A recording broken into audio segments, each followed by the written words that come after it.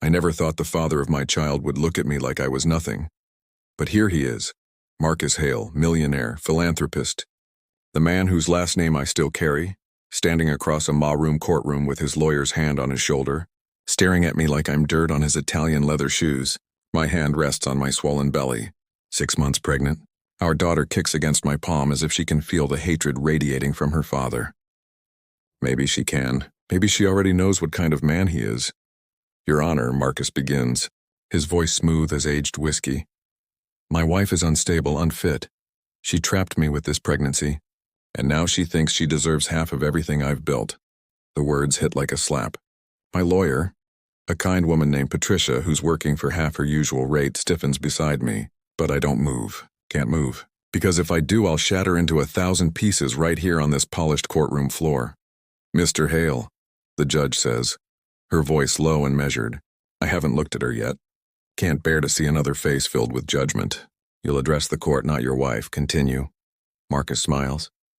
That smile, the one that used to make my heart race, now it just makes me cold.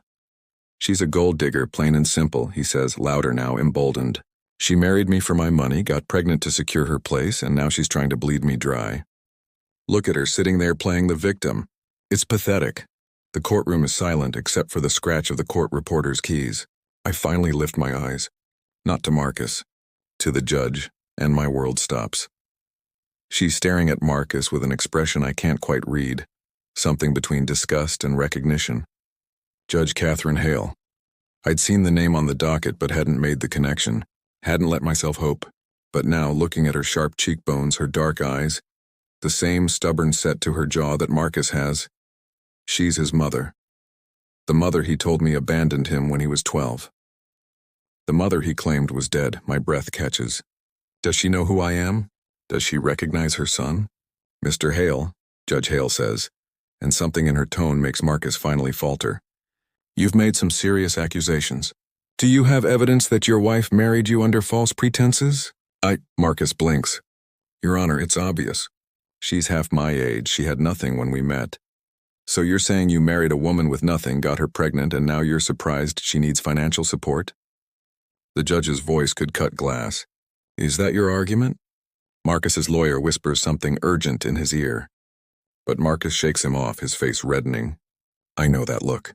He's losing control. What I'm saying, Marcus says, his voice rising, is that she's a manipulative little... Careful, Judge Hale interrupts. Her eyes are locked on her son. Choose your next words very carefully. Mr. Hale. The air in the courtroom shifts. Electric, dangerous, and I realize she knows exactly who he is. All rise. The judge's chamber's door clicks shut behind me, and I'm alone with Catherine Hale. She hasn't looked at me yet. She's standing by the window, still in her robes, her back rigid as iron. Mrs. Hale, she says quietly, or do you prefer Elena? Elena. My voice sounds strange, small. You know who I am. I know everything about you. She turns, and up close the resemblance is devastating. She has Marcus's eyes, or he has hers. I know you're 28. I know you met my son at a charity gala 3 years ago. I know he pursued you relentlessly. I know you fell in love with him before you knew how much money he had. My throat tightens. Then why did I take this case? She moves closer. There's something fierce in her expression, something that looks almost like pain. Because when I saw the docket, when I saw his name paired with yours, I knew what he'd become. You're his mother. It's not a question. Was. The word is sharp, final. I left him with his father when Marcus was 12 because his father gave me an ultimatum, my career or my family. I chose wrong. I've regretted it every day since. She pauses, studying me. He told you I was dead, didn't he? I nod. Of course he did. Catherine's laugh is bitter. His father poisoned him against me, turned him into a younger version of himself, cold, controlling, entitled. She moves to her desk, leans against it. I've watched Marcus from a distance for years. Watched him build his empire, marry and divorce twice. When I saw your name next to his, saw you were pregnant, I thought, maybe this time it's different. Maybe he finally learned to love something more than money. He didn't, I whisper. No. Catherine's voice softens. He didn't. And you need to understand something, Elena. I can't show favoritism in this courtroom. I can't be biased. But what I can do is make sure he tells the truth. All of it. He'll destroy me, I say. He has 50 lawyers. He has unlimited money. I have nothing. You have me, Catherine straightens. Not as his mother. As a judge who's seen too many men like him crush too many women like you. She walks closer, stops just in front of me. Tell me, does he know about the miscarriage? The room tilts. How do you? I told you. I know everything. Her eyes search mine.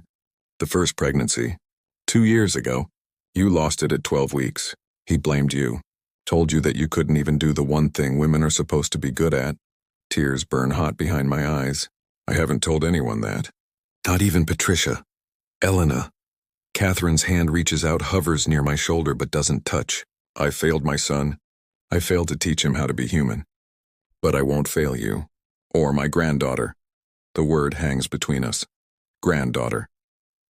Tomorrow, she says. He's going to testify, and I'm going to ask him questions he doesn't want to answer. Stay strong! Can you do that? I think of the baby moving inside me, of the life I'm fighting for. Yes, I say. Catherine nods. Then so quietly I almost miss it. I'm sorry. The door opens. The bailiff appears, and I walk back into the war. Mr. Hale, you stated that your wife trapped you with this pregnancy. Can you elaborate? Marcus sits in the witness box looking every inch the wronged husband. Expensive suit. Perfect hair. That wounded expression he's perfected over years of getting exactly what he wants. She stopped taking her birth control without telling me, he says smoothly. When she got pregnant, she gave me an ultimatum. Marry her or she'd go public about our relationship. I was running for a board position at the time. I couldn't afford the scandal. It's a lie, all of it. But it sounds so reasonable, so practiced. Judge Hale, Catherine, leans forward slightly. And the first pregnancy? The one that ended in miscarriage? Marcus's face goes white. That's not relevant to... Answer the question. She was careless, Marcus says, his voice hardening. She didn't take care of herself. She stressed herself out. It was her fault. Her fault, Catherine repeats. And did you support her through the loss? Silence, Mr. Hale. Did you support your wife when she miscarried your child? I told her we'd try again, Marcus snaps. What else was I supposed to do? Coddle her forever? Something shifts in the courtroom. I feel it. The jury leaning forward, the spectators' indrawn breath. Patricia's hand finds mine under the table. Let me ask you something else, Catherine says, and her voice has changed. Sharpened. Do you know who I am? Marcus blinks.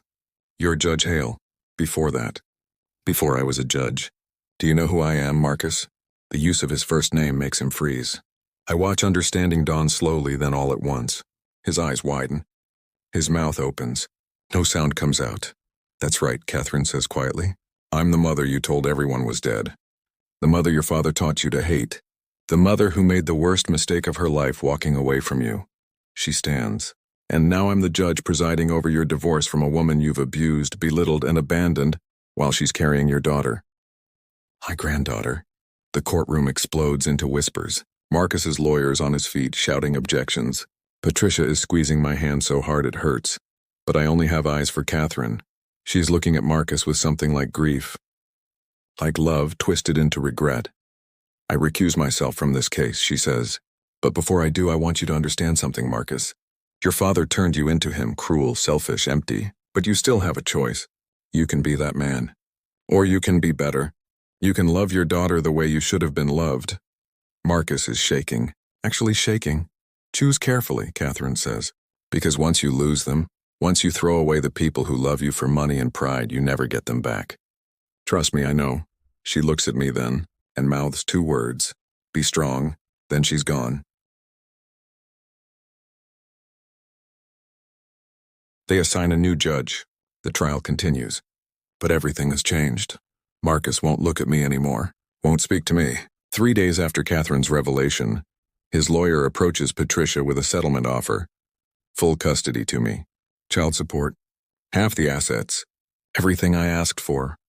He's giving up, Patricia says, disbelief in her voice. I've never seen anything like it, but I understand. Catherine broke something in him.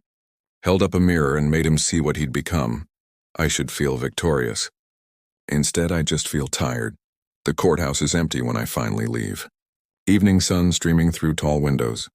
My hand on my belly, feeling my daughter's kicks. She's restless, active, already fighting her way into the world, Elena. I turn. Marcus is standing by the entrance, hands in his pockets. He looks smaller somehow. Diminished. I don't want your apology, I say, before he can speak. I know. He steps closer, stops a respectful distance away. I'm not here to apologize. I'm here to tell you she was right. My mother, Catherine, she was right about all of it. That doesn't change anything? No. Marcus agrees. It doesn't. I hurt you. I blamed you.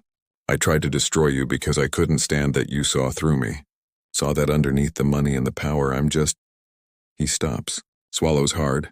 I'm just my father, alone, angry, empty. I want to hate him. Should hate him. But looking at him now, I just see a broken man realizing too late what he threw away. Our daughter, I say quietly, she deserves better than what you had. Better than anger and abandonment and learning that love is a transaction. I know. Marcus's voice cracks. I'm going to see someone. A therapist. I want to try to be better. Not for you. For her? He looks at my belly. Can you give me that chance? I think of Catherine. Of the regret in her eyes. Of a life spent watching from a distance, never getting back what she lost. Supervised visits, I say, after she's born. If you're serious about therapy, if you can prove you're actually changing, it's more than he deserves. We both know it. Thank you, Marcus whispers. He leaves without another word, and I stand alone in the empty courthouse, feeling my daughter kick, wondering if people can really change 3 months later. She's perfect. Catherine is holding my daughter, our daughter, with the reverence of someone who never thought she'd get this chance. We're in my small apartment, sunlight streaming through gauzy curtains. The space isn't much, but it's mine, safe, full of love.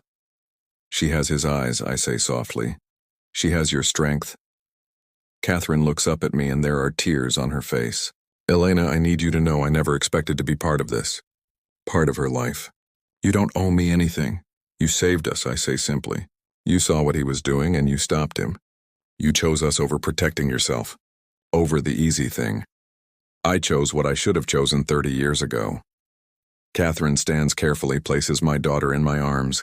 I chose to fight for the people I love instead of walking away. The baby, Lily Catherine I named her, makes a small noise. Her tiny hand wraps around my finger. He's been going to therapy, I say. Marcus, he sends updates through his lawyer.